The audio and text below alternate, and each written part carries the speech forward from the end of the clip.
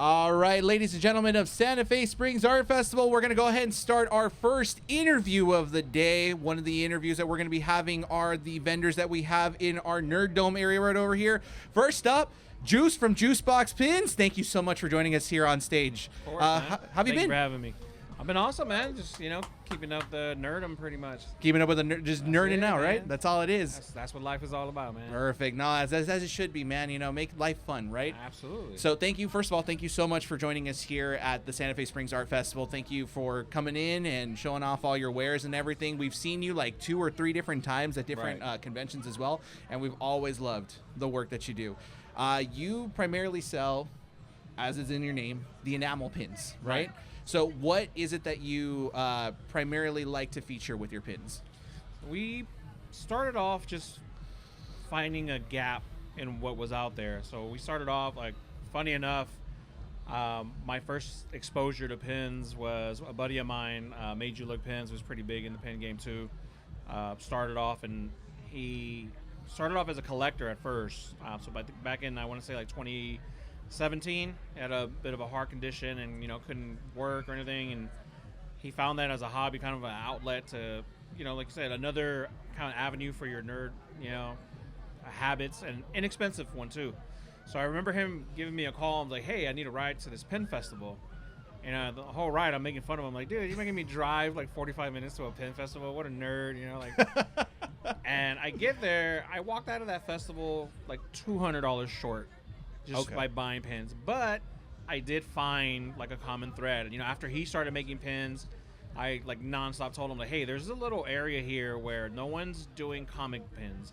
It was a lot of mashups. It was Spider-Man wearing Jordans and Spider-Man wearing a Yankees cap, and it was nah, I want raw Spidey. I want Marvin Bagley Spidey, Todd McFarlane Spidey. I need stuff from the actual comic books. You get a lot of Tom Holland pins, and it's that's cool, huge fan, but I want it from the raw source. I want to see the art is there, you know what I mean? It's meant for that.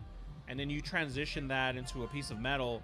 You wouldn't think that it's such a huge difference, but it is, because I've had actual artists, at conventions tell me this is dope. I've gifted a lot of stuff that I've gotten inspirations from. One of my most popular pins is a Venom Amazing Spider-Man 347. I think I have that one. It's the one where Venom and Spidey. Yeah. Shakespeare inspired. I have a different one, but I know which one you're talking about. Yeah. So that one actually, the cover artist was at a festival in San Francisco, and I finally got a chance to get that book signed, and he signed it, and I gifted him a shirt and the pin, and he's I'd never, my mind would have never conceived seeing this on, a piece of metal, and he absolutely loved it. So it confirmed a lot of the stuff that I originally, why I started doing.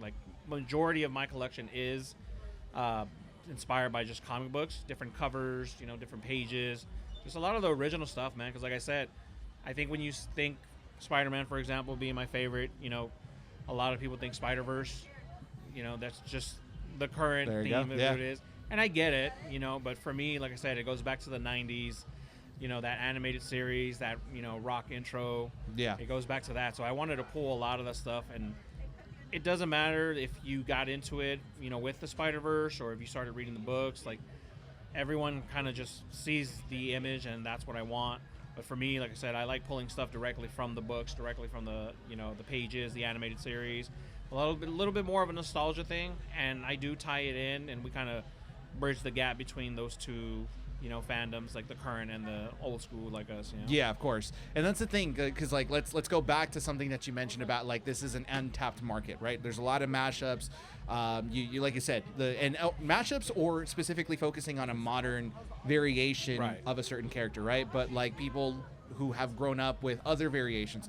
I grew up the same way with you. 90s Spider-Man, that was my Spider-Man that helped me introduce into the comic book world and learn more about it. Right. You don't see pins. And you're right, that is artwork that you kind of want to hold forever. Stickers are great, but stickers you post, and whatever you put that on there, you hope that you can keep for a really long time. Otherwise, it goes to the trash. You'll never see it again. Right. With a pin, it's you can put on your clothes, you can put on a backpack, you can put on a hat, things like that, and it works. I do love the pieces that you choose on your pins. The one that I got, and you might know, I don't know off the top of my head, but it's the one where Venom is kind of hanging like this, and then Spider-Man's in a different angle underneath Yeah, them. the Versus. Yeah, Yes, yeah. that one. I love that pin. I also have the Iron Spider pin that was featured in the cover of Civil War, the comic book, not Yes. the movie, the comic book. Spidey, not Cap, right? Not exactly. The Iron Spider suit, which is great, and I also have the Megazord that you have. Yeah, and it's great. It's good pieces. You also do gold outlining on certain pins as well. Yeah, one of the things I learned doing pins is you just kind of think like, all right, we're going to cut out this piece of metal and throw some color on it, and that's it. And then you start going more and more depth, like the different types of metals that you can combine, the glitter, all the glow-in-the-dark effects. Like the Iron Spider pin that you talked about, that's actually a combination of just regular enamel, which is by nature silver or black, and then with gold metal. So the fusion of those two colors, there's certain things that you want to kind of stand out to you. And to me, it's like if I'm going to do an Iron Spider pin, that gold is so engraved into It's Spidey unique. fans' brains that it can't be gold. It No. can't be tan. You know what It's I mean? like a yellow. It's like a mustard, a shiny mustard gold in a way, right? Yeah, like a Dijon mustard if you want to get super specific. Right. Yeah. If I didn't do that, it's a little bit of pricier to make, obviously, because they're fusing two different metals together. But the alternative would have been, for me, one of my favorite Spidey versions. Obviously, I had to do it right because the alternative would have been to have like a tan color. Like you're never like you can paint something gold, but it's not going to look the same as it actually being metallic, right? Yeah. So definitely had to pull out the stops for that one, and the fact that they can mesh glass with enamel, like all the different features. I think you can tell some of the pins that I take pride in or put a little extra thought into it when it has those little features. Yeah. So I think a lot of people kind of noticed when I pulled out the Iron Spider, like, oh, you went extra on this. And you know what? The people walking around right now and checking out the areas and stuff like that, if they go over to your place, you have that passion. I can tell you 100% that there is that like passion and interest of like, oh yeah, 100%. This is what I do. I didn't want to do it this way because it doesn't feature it. You sold me on the Iron Spider pin. I remember because we were at Whittier Comic Fest for that one. Right. And my wife's like, oh, I'll treat you to one of these pins. And I'm like, oh, but it's the Megazord or the Iron Spider. And then you started talking about the gold enamel on it. And I'm like, kind of want both. She's like, I'll get you both. I'm like, all right. So you sold it. You were 100% passionate about it to that point. Do you have pins to show us and show the audience as well? Like what you really do? You talked about the Megazord pin. Heck so here yeah, it is. So there this it is an is. example, like the lining, for those of you guys who want to know about this, like the lining on a robot pin, for example, like a lot of my Transformers pins have the same thing. You can see the lining is actually silver, so we use silver metal instead of just the regular black enamel. And just to show you guys the variety that we have, some of our classes, for whatever reason, I learned getting into pins that the Simpsons and pins go hand in hand. I don't know what it is, but this is probably the biggest market there is in pins is the Simpsons. And we go back to a lot of, I want to say like season 12, 13, most of us kind of, went our separate ways with the Simpsons. Yeah. I think Disney, because Disney Plus has a marathon of it. Right. I think it goes as far back as like 1989 is when it was first made. Right. So yeah, season 12 was what? Oh my God, 2001. You're right. Yeah. Just about, right? That's crazy. Here's the funny thing. So this is one of the original Treehouse of Horrors when the kids are telling a story in the treehouse. And there's a part 2 to this pen. I should have brought it, but it's Homer outside. Like, he's laughing. Like, oh, these aren't scary stories. But Homer's outside of the treehouse, and he's scared out of his mind by the end of the episode. Yeah. So the funny thing about that is I got my nieces, who are all, high school or younger, during the pandemic. I got them into The Simpsons. They stopped at the same time. They could have they have access to all them, so they stopped at about season 12 or 13. They're like, this isn't that good anymore. So I was like, okay, it's not just our generation. No, it's just what it is. Yeah. You got 3 other ones as well? Yeah, so this one is actually inspired by, there's an artist who did a mural in, I want to say it was Modesto, up north, where George Lucas is from. Okay. And it was inspired by that mural. He did a giant mural and as a thank you to George Lucas. So we took the art from that mural and kind of repurposed it right after the Obi-Wan series. So this is Anakin. It's the Darth Vader with the broken helmet, right? Right. Yeah. And then we talked about, using original comic books, Hobgoblin's first appearance on a cover. There we go. This is a classic that keeps coming back. And then lastly, we got Brock and his Pokemon here, an unsung hero from the Pokemon series. There you go. So we tend to, again, how we use a lot of topical things, but kind of change it up. Like, you see a lot of Pokemon pins. What about the trainers, guys? It's funny you mentioned that because Pokemon TCG just released Journey Together. and it's Pokemon with their trainers Right. together. You don't. Right. Everyone's into the mashups, which are great. That's no problem there. But you're also like, you miss just a simple Pokemon pin. And for a lot of us, before the trading card game, like it was waking up at 6 a.m. on KCal 9. Yeah, And that song just hit, right? exactly. That's what got us into it. So that's why, like I said, for me, it's like I go to the source of what got me into that specific topic. It's like I said, it's easy to do Pokemon pins, sure, but I want to go back, like I said, to what got me there. Before I bought cards, I watched the show, so that's what I want to dedicate the pins to. Now, before we wrap up the interview, I kind of want to go into your little origins of, like, you kind of briefly mentioned it at the beginning about how you went to the pin convention, and that's kind of what got you into doing these sorts of things. But obviously, you wanted to basically talk about, like, your origins of, like, what got you inspired to create the pins. So you mentioned Marvel, Spider-Man, I can tell is, like, probably your biggest one. Pokemon is a big inspiration too. Anything else? Simpsons, you also mentioned. Simpsons, Star Wars, a lot of like the 80s and 90s nostalgia stuff. Something that's been hitting for us lately also is Transformers. So it's funny because we'll do like what we've kind of started doing in the last year or so is started releasing things in waves. So we noticed that a lot of our followers, they see the one pin and they'll kind of wait on it because it's for them, obviously, especially for our crowd that's out of state. They don't want to pay for shipping for a single pin. Mm-hmm. So we kind of felt that, and we got a lot of that feedback, and we started releasing things in waves. So now we're dropping about 3 to 4 pins. Every drop is going to be a wave of the same theme, so that you're not. I get it. The shipping is the same for one item as it is for 5. Mm-hmm. So I don't want you to pay shipping for a single item every time that we're releasing a single pin.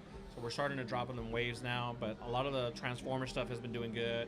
Power Rangers. Just our whole biggest thing, our slogan on our actual logo is.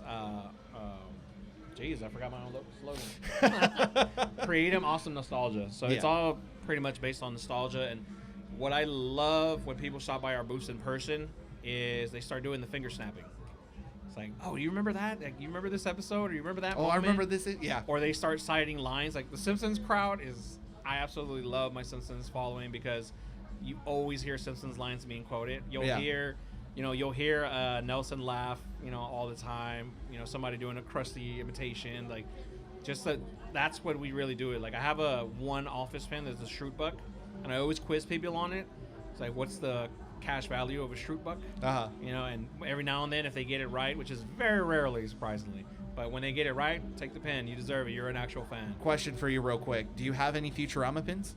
I don't. Not yet. Not yet. Okay, cool. Not cool. yet.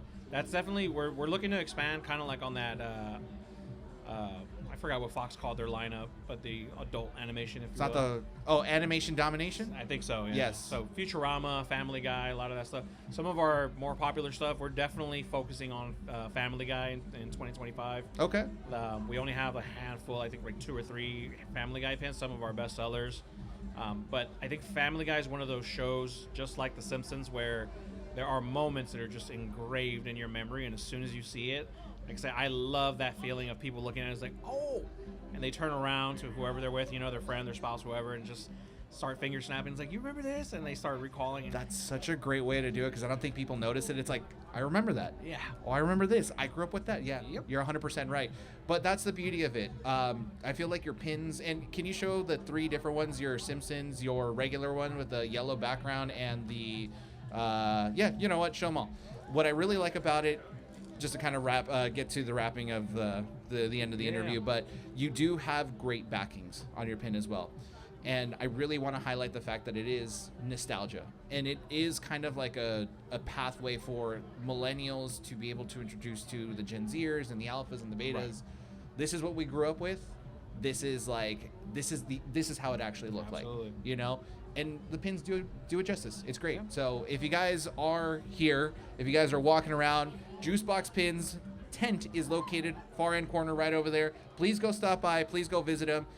As mentioned earlier, Juice is super enthusiastic about the work he does. And do you have any last minute plugins you want to tell people out there in the audience and to the people watching the video as well? Just give us a follow on Instagram, like I said, at Juicebox Pins on Instagram. Stop by the booth, just have a conversation. We love it all the time. There's a lot of our faithful customers that buy online they really come out to shows just to say hi and, you know, talk about whatever is out. You know, I've had so many DMs right now talking about trying to coordinate a meetup for Revenge of the Sith this weekend. So, Oh, there you go. Yeah. hey, if you guys want to catch a movie with me, you know, if you're in Why SoCal, not? hit me up. You know, let's just have a conversation. Like I said, I never force anyone to buy anything. If you're into it, you're into it.